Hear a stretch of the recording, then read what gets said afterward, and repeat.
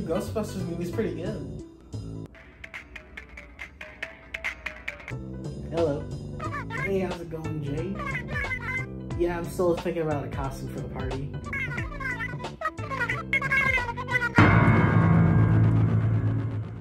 What? I gotta go. I don't have any ideas. Alright, come on, guys. We don't have any costume ideas!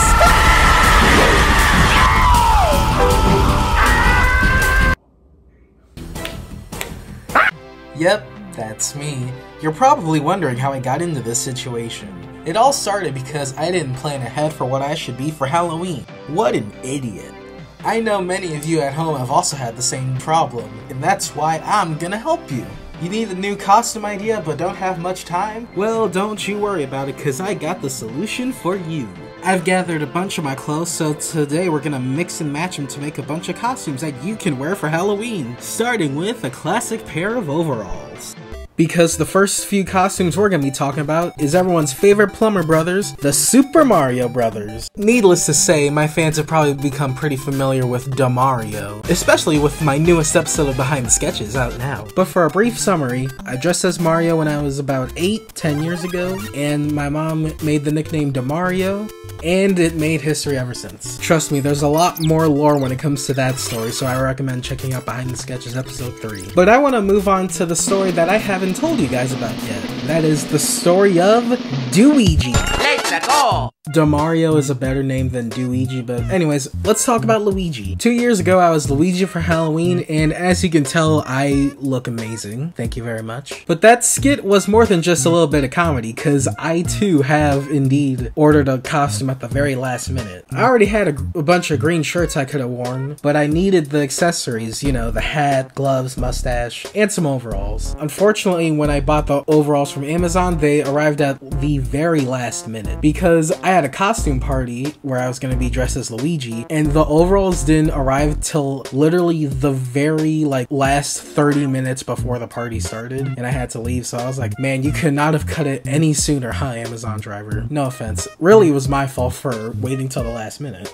But yeah, there I am as Luigi, or as I've nicknamed myself, Luigi. I didn't come up with the nickname, my dad did. Kind of funny how my mom came up with DaMario and my dad came up with Luigi. And one of the best parts about DIY costumes is that not only can you reuse them for other costumes, as you'll see in this video, but you can also reuse them as normal outfits. That's why my favorite cosplays are the ones that double as normal clothes, because not only do you have a cool costume, but it's just a nice outfit to wear on you every day, and then you can run into someone and be like, hey, I get that reference that you're wearing, you look pretty good, and I'd be like, thanks, appreciate it. And overalls are very interchangeable. For example, you get a red sweater for Mario, green for Luigi, yellow for Minions, and if you have different colors for overalls, you can still use it for Mario if you want to do different power-ups like fire flowers and stuff. You could do Waluigi, Wario, or if you're dressing up as a Minion, you can have the black overalls and wear a purple shirt to be like one of the purple Minions from the second movie.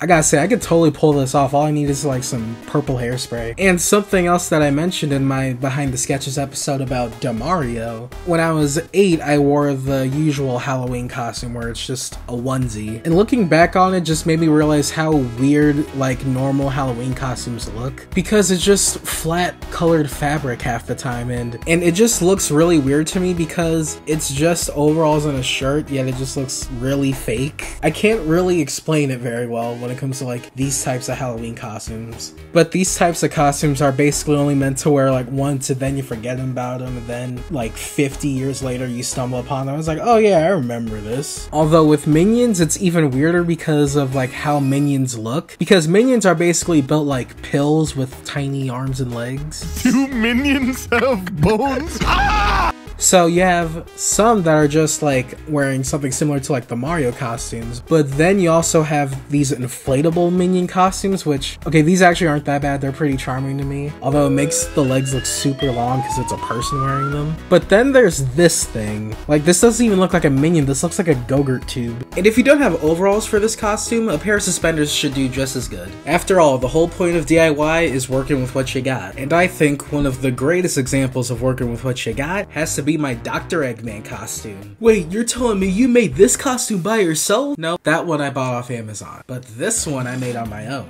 So for 2023, I was Dr. Eggman for Halloween, specifically his outfit from Sonic 2. I tried finding a modern Eggman costume, but I could not find one for the life of me. But this one turned out pretty well. I know Eggman's bald, but I refuse to shave my head. Do you have any idea how long this hair took to grow out?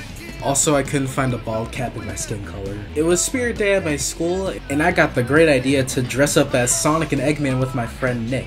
Unfortunately, the zipper on my old Eggman jacket broke, so I had to come up with a quick last-minute solution. And here's what I came up with. Since I couldn't find the movie jacket in my size, and I couldn't find a modern Eggman costume, I figured, why not turn to the classic design?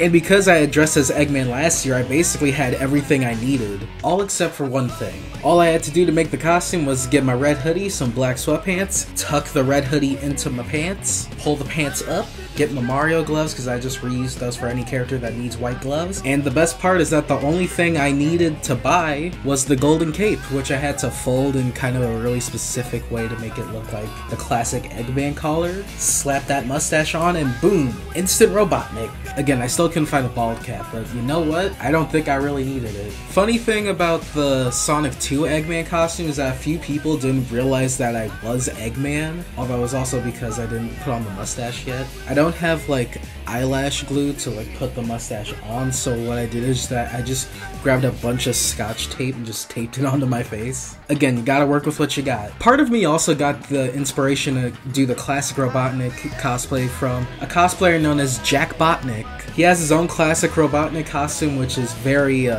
rotund, and his videos as Robotnik are hilarious. Shout out to this guy, I love his stuff. Go check him out. Plus, with my best friend Nick as Sonic, damn it, we looked absolutely amazing. Fun fact, if you look up the word duo in the dictionary, you'll see this very same picture of me and Nick. Can't get better than this. And now to talk about the last costume for the video, and that is Crash Bandicoot. Now Crash has a very simple outfit so far. You have jeans, some red shoes, and fingerless gloves. But what about the rest of him? The most common solution I found to this was getting an orange shirt or hoodie and finding some yellow fabric or something to put on the front of it to mimic Crash's stomach fur. But I came up with a different solution. And admittedly a little biased, I think it's a cooler solution. I used an orange Hawaiian shirt and a tan undershirt. Crash is known for taking place on Insanity Beach, so I figured the Hawaiian shirt would be pretty fitting for the series. Very much fitting the tropical vibe. I actually wore this on my last day of high school, and I gotta say, probably the best outfit I could have worn that day. And since I'm talking about Crash Bandicoot cosplays, I might as well show this off. What have I got? Yep, I made my very own Aku Aku mask a few years back, and I gotta say, it looks pretty good. My original reason for why I chose to make an Aku Aku mask was because the original voice actor from the PS1 trilogy, Mel Winkler, had unfortunately passed away back in 2020, and Crash Bandicoot has a very special place in my heart when it comes to video game franchises, so I figured I'd make an Aku Aku mask as something of a tribute to him. And now it goes perfectly with my Crash Bandicoot cosplay. And I think that's a good place to wrap up this video. Thank you all so much for watching, and make sure to like and subscribe, especially if you like more cosplay videos like this one. Comment below if you want to see more videos like this. I had a lot of fun going through my esteemed cosplay career. And for costume recommendations, there's plenty more than just these, so I would 100% be down to do more videos like this, which you can watch right now, links in the description. Thank you guys so much for watching this video. Don't forget to follow my socials to stay up to date and get updates about new videos. This has been 2DS Studios, and until next time, stay tuned and stay cool.